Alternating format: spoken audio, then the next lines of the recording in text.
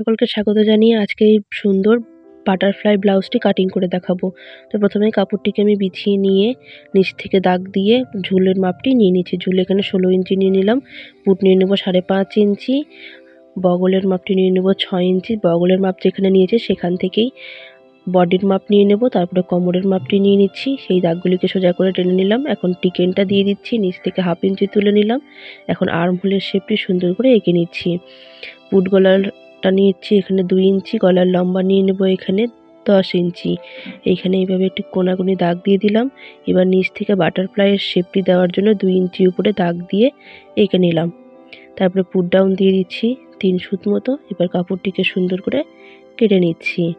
কেটে নেওয়া হয়ে গেল। এখন গলার ড্রয়িংটি করে নিচ্ছি। এই দেখুন এইভাবে গলার ড্রয়িংটি করে নিলাম। এখন কাপড়টিকে কেটে নেব। নিচে যে বাটারফ্লাইয়ের শেপটা সেটাও কেটে নিলাম। দেখুন কাটিংটি হয়ে গেল।